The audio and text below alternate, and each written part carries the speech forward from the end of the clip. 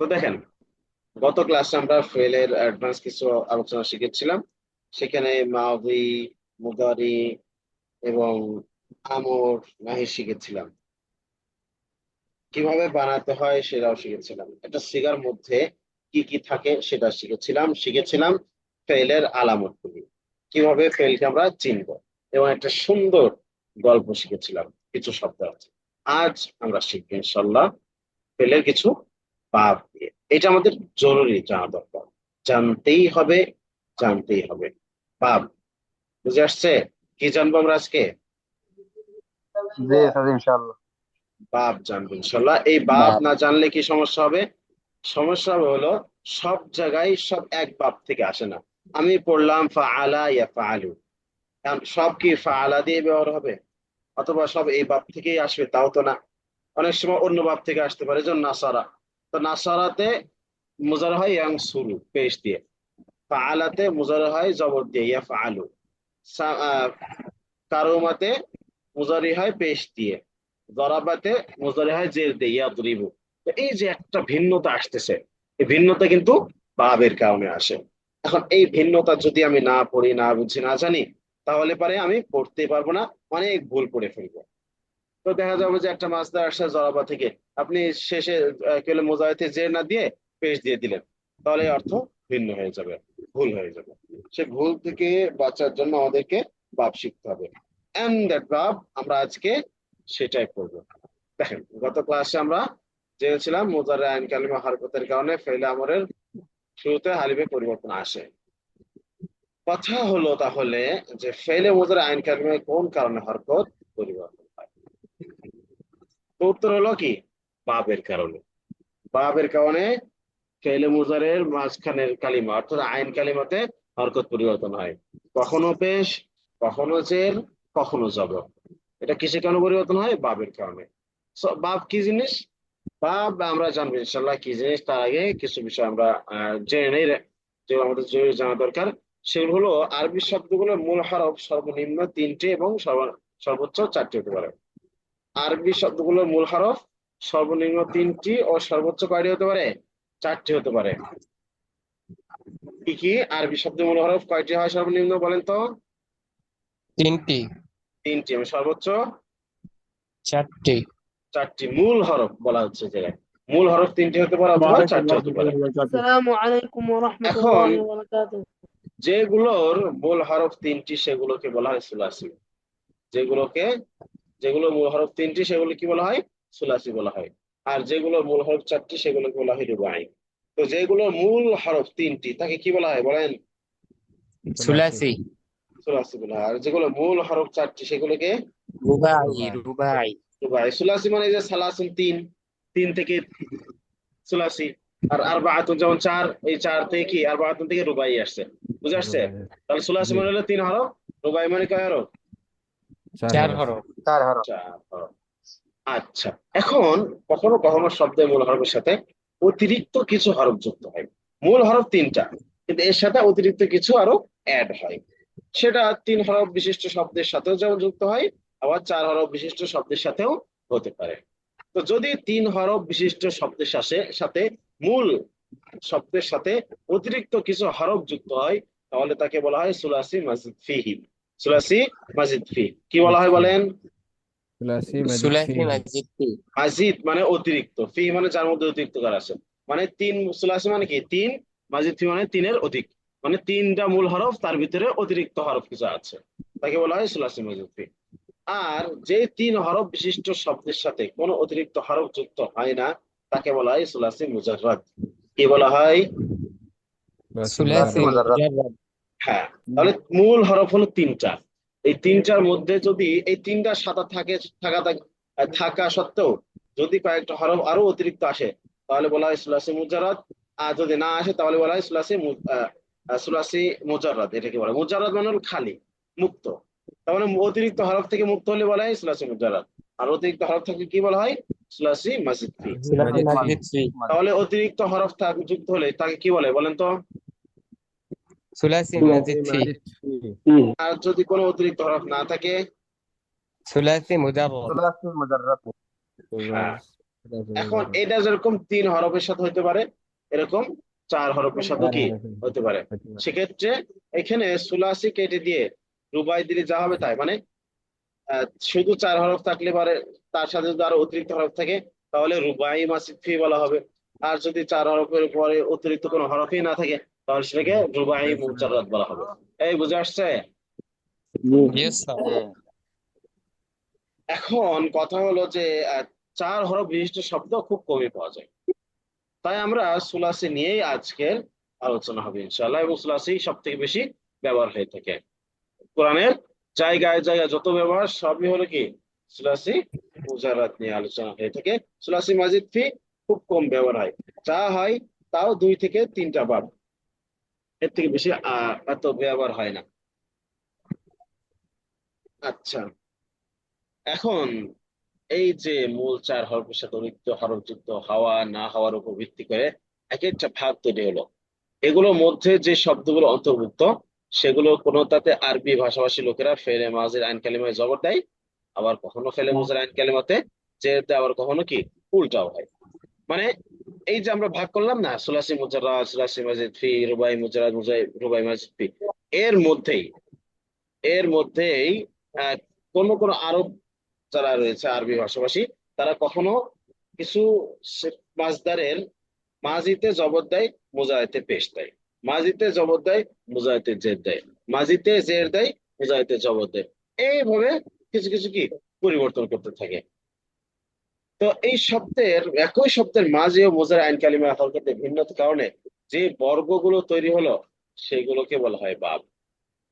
মাঝি ও মুজারের আইন কালিমা হরকতে ভিন্নতার কারণে যে বর্গগুলো তৈরি হলো তাকে কি বলা হয়?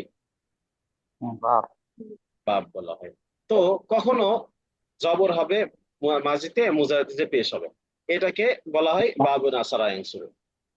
তাহলে আমি এখানে আকলান কয়েকটা সুরত হতে পারে। আকলান সুরত বুঝেন? ধরে নেন এই কয় প্রকার। তার মানে আমাদের কাছে কয়টা অপশন আছে? জবর, জের, পেশ। কয়টা আছে বলেন তো?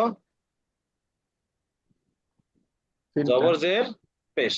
এখন আমাদের বাপ নির্ধারণ করতে হয় মাজি এবং মুজারে দিয়ে, ঠিক আছে? তাহলে কখনো 1 নাম্বার প্রকার দেখেন, 1 নাম্বার প্রকারে কি হয় যে মাজিতে জবর হবে, মুজারেতেও কি হবে? জবর হবে, 1 নাম্বার। 2 নাম্বার প্রকার হলো মাজিতে জবর হবে, মুজারেতে জের হবে।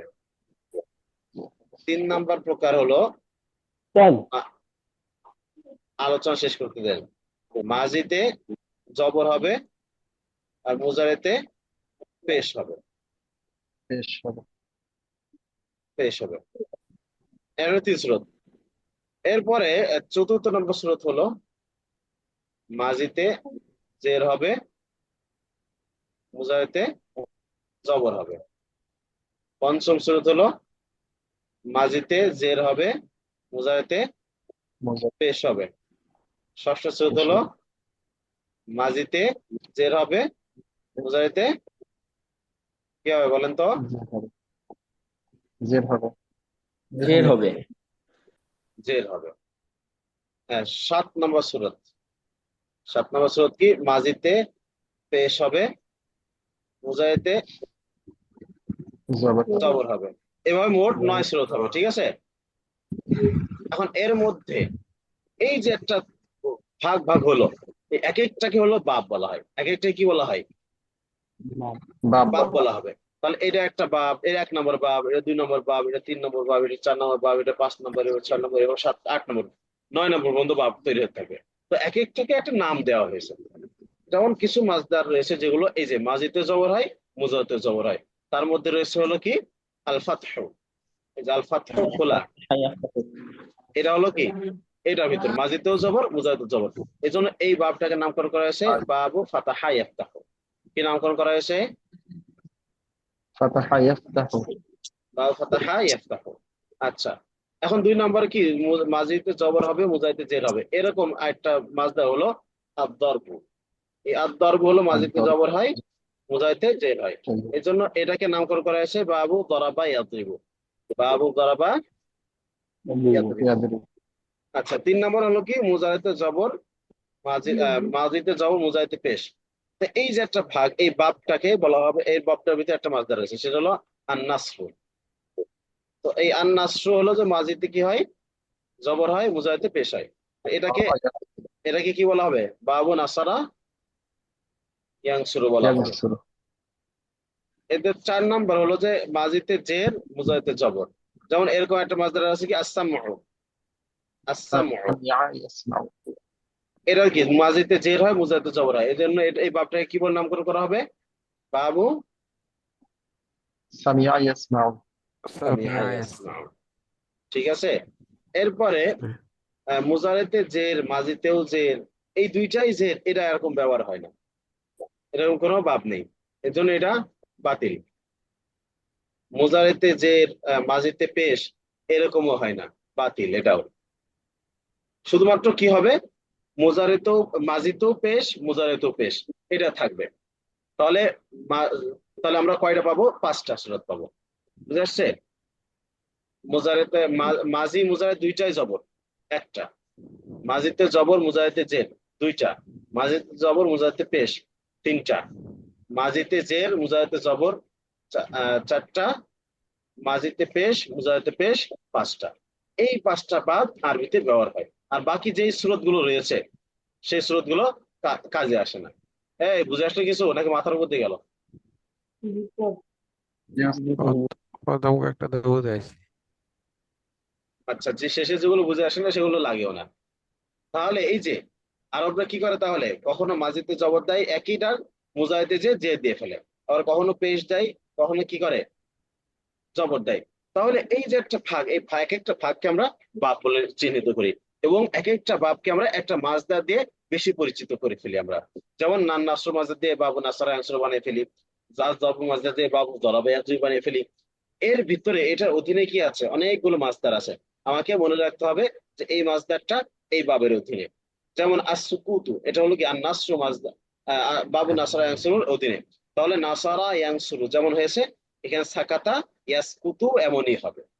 তলাবা ইয়াতলুবু এমনই হবে। আর দুখুলু এই বাবু নাসরা ইয়ানসুরু। তাহলে নাসারা ইয়ানসুরু যেমন, দাখালা ইয়াদখুলু তেমন। তারপর আল খুরুজু একই রকম, খরাজা ইয়াখরুজু। অন্যভাবে জরাবা ইয়াজুত হতে পারে, যেমন সারাকা ইয়াসরিকু, কাযাবা ইয়াকযিবু, ইত্যাদি ইত্যাদি। এই বুঝে আসতেছে? ايه আমি কি বুঝাইতে সফল হচ্ছি? বুঝতেছি। আচ্ছা, তাহলে দেখেন বাব কাকে বলা হয় আমরা সেটা বুঝলাম। এখন সুলাসি মুজারাদের ভাগ রয়েছে 5টি, 5টি ভাগ। সুলাসি মুজারাদের ভাগে 5টি ভাগ রয়েছে। তো এই ভাবগুলো ইনশাল্লাহ আগামী ক্লাস থেকে আমরা পড়া শুরু করবো। এর আগে আমরা কি বুঝলাম তাহলে? বাব হলো যে 3 অক্ষর বিশিষ্ট হলে বা সুলাসি বলা হয়। যদি এর অতিরিক্ত থাকে তাহলে সুলাসি মাজিদ ফি, আর যদি অতিরিক্ত না থাকে তাহলে হলো সুলাসি মুজারাদ। 4 অক্ষর, যদি মূল অক্ষর যদি 4 হয় তাহলে রুবাই বলা হয়। যদি অতিরিক্ত কোনো শব্দ থাকে তাহলে রুবাই মাজিদ ফি বলা হবে, আর যদি অতিরিক্ত না থাকে তাহলে রুবাই মুজারাদ বলা হবে। এইটা আমরা আজকে বুঝতে পারলাম। এখন আমাদের একটা কনভারসেশন করতে হবে, করবো তো ইনশাল্লাহ। ان شاء الله. ইনশাল্লাহ। দেখেন, আলিয়ুন মারহাবান খালিদুন কাইফা হালুকা আল-ইয়াওমা। খালিদ, স্বাগতম, তুমি আজ কেমন আছো?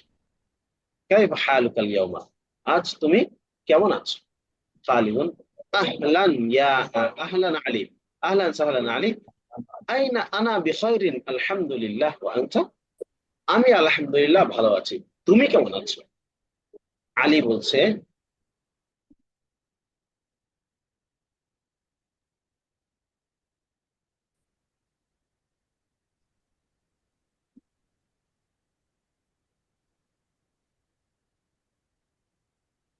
আচ্ছা, আলী কি বললো? আনা আইয়ুদান বিখাইরিন, আমিও ভালো আছি। শুকরান, অসংখ্য শুকরিয়া জিজ্ঞেস করার জন্য। সামি'তু আন্নাকা তাতাআল্লামুল লুগাতাল আরাবিয়্যা, আমি শুনেছি যে তুমি নাকি আরবি ভাষা শিখছো। সামি'তু, আমি শুনেছি, আন্নাকা যে তুমি, আমি শুনেছি যে তুমি তাতাআল্লামুল লুগাতাল আরাবিয়্যা, আরবি ভাষা শিখছো। তাহলে কি বলছে? সামি'তু আন্নাকা তাতাআল্লামুল লুগাতাল আরাবিয়্যা, আমি শুনেছি যে তুমি আরবি ভাষা শিখছো। কাইফা তাজিদুহা, সেটা কেমন পেলে? কেমন শিখছো মানে কেমন পেলে সেটা আরবি ভাষাটাকে? খালিদ, খালেদ বলল যে নাম বাদাতু আতাআল্লামাল আরাবিয়াতা মুনযু সালাসাতি আশহুরিন। তিনি বললেন যে হ্যাঁ, বাদাতু আমি শুরু করেছি আতাআল্লামাল আরাবিয়াতা আরবি ভাষা শেখা। আরবি ভাষা শেখা শুরু করেছি মুনযু সালাসাতি আশহুরিন 3 মাস যাবত, 3 মাস থেকে। তাহলে কি বললো যে হ্যাঁ আমি 3 মাস থেকে আরবি ভাষা শিক্ষা শুরু করেছি। ইন্নাহা লুগাতুন জামিলাতুন, নিশ্চয় সেটা আরবি ভাষা একটি সুন্দর ভাষা। ওয়ালাকিন্নাহা সা'বাতুন কালিলান, তবে সেটা একটু কঠিনও আছে। তবে সেটা কি অল্প পরিমাণ কঠিন আছে। আলিয়ুন, আলী বলছে সহিহ, হ্যাঁ সঠিক কথা বলেছো। আল আরাবিয়াতু তাহতা তাহতাজু ইলা মুমারাসাতিন, আরবি ভাষার জন্য ধারাবাহিকতা জরুরি হয়। আরবি ভাষার জন্য কি জরুরি হয় বলেন তো? ধারাবাহিকতা জরুরি হয়। বুঝে আসছে? ধারাবাহিকতার মুখাপেক্ষী মানে কি? ধারাবাহিকতার মুখাপেক্ষী, ধারাবাহিকতা না থাকলে আরবি ভাষা থাকবে না। খাসাতান আল কিরাআতু ওয়াল কিতাবা, বিশেষভাবে লেখা এবং পড়া এবং লেখা, এই দুইটা যদি ধারাবাহিকতা না থাকে তাহলে থাকবে না। হাল তাকরাউল কুতুব আল আরাবিয়াতা, তুমি কি আরবি কিতাব পড়ো? তুমি কি আরবি বই পড়ো? খালিদ বলছে নাম আকরাউল কিসাসাল কিসাসাস সাগীরাতা উহাবিলু কিতাবাতা বা'দিল জুমালি কুল্লা ইয়াওমিন।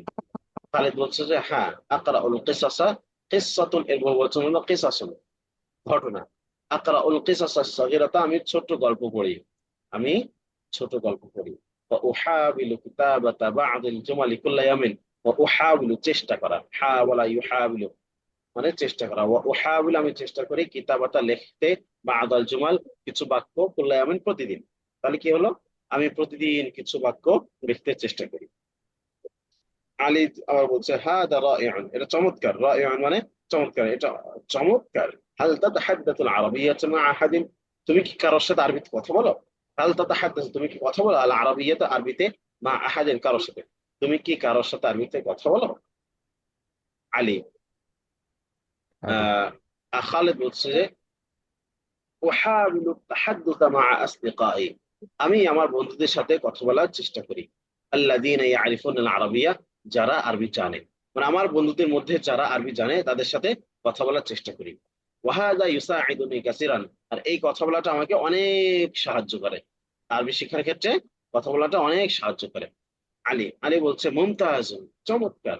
ইস্তামিররা ফিল মুহাওয়ালাতি, তুমি চেষ্টার ক্ষেত্রে ধারাবাহিক হও, অনেক ধারাবাহিক চেষ্টা করতে থাকো। ওয়া ইদা ইহতাজতা আইয়া মুসাআদাতিন আনা হুনা, তুমি যদি কোনো তোমার যদি কোনো সাহায্যের প্রয়োজন হয় তাহলে আমি এখানেই আছি। ইদা ইহতাজতা এই আইয়া মুসাআদা, মানে তোমার যদি কোনো সাহায্যের প্রয়োজন হয়, আনা হুনা আমি এখানেই আছি। খালিদ বলছে শুকরান জাসিলান ইয়া আলী, আলী আপনাকে অসংখ্য ধন্যবাদ। সাআতলুবু মুসাআদাতাকা বিত্তাআকিদ, অবশ্যই আমি আপনার সাহায্য প্রার্থনা করব, অবশ্যই আমি আপনার সাহায্য নিব ইনশাআল্লাহ। এই বুঝে আসছে? জি। জি উস্তাদ, জি ইনশাআল্লাহ। আচ্ছা, তো এই জায়গায় আমরা যেগুলো করছি, যে কনভারসেশন শব্দার্থগুলো, এগুলো তো আমাদের জানাই আছে। কিছু অতিরিক্ত শাকসবজি উস্তাদ ভাই, বিষয় অনেকটা বুঝি নাই। কোন জায়গায় বুঝেন নাই? আল তাহাদ্দাস, আল তাহাদ্দাসা হবে নাকি তাহাদ্দিস দুটো হইবে? হাল قالت তাহাদ্দাসু, তাহাদ্দাসু না তো, হাল তাতাহাদ্দাসু। لا انا নিচেরটা, এখানে নিচেরটা উহাবিলু তাহাদ্দুসা মা আসদিকাই আল্লাযীনা ইয়ারিফুনা আরবিয়া, আমি তাহাদ্দুসের অর্থ কি উহাবিল, হবে? কথাবার্তা বলা, জি জি জি জি, কনভারসেশন করা, কথাবার্তা বলা। শুকরান। আচ্ছা, এখন শাকসবজি সম্পর্কে একটা লম্বা কিছু শব্দ অর্থ রয়েছে, সেগুলো মুখস্থ করে নেবেন, ঠিক আছে? জি ইনশাআল্লাহ। কিছু কি বুঝে আসলো আপনাদের? জি স্যার। জি উস্তাদ। আজকের পড়ায় কোনো ধরনের ডাউট থাকলে, প্রশ্ন থাকলে আপনি করতে পারেন। জি স্যার। উস্তাদ জি ওই আমার শেষের লাইনের গল্পটা যদি উপরের আবার বলা লাইনটা, হতো তাহলে ভালো হয়। শেষে, শেষের লাইনের উপরে লাইনটা, আচ্ছা এখানে শেষে লাইন, ইহতাজা হ্যালো। আই এই যে মুসাইদাতা, এখানে এই ওয়াইদাহ মুসাইদাতা, তাজতা, আমি বলি ওয়াইদাহ তাজতা আইয়া মুসাআদাতিন, ওয়াইদাহ তাজতা, এখানে যখন তোমার প্রয়োজন হবে, মুসাইদাতিন আইয়া মুসাআদাতিন, মুসাআদাতু মানে সহায়তা, কোনো ধরনের সহায়তা, তোমার যখন কোনো ধরনের এখানে সহায়তা প্রয়োজন হবে, আনা হনা, হ্যাঁ বলেন। এখানে মুসাইদাতুন মানে মুয়ান্নাস শব্দটা এইটা আসলে কি যেন এটা মানে মুসাআদাতুন এটা মুয়ান্নাস, এটা মাসদার, এটা মুয়ান্নাসের জন্য না, এটা মাসদারের জন্য আসছে। জি মুসাআদাতুন। وإذا تج وإذا تجد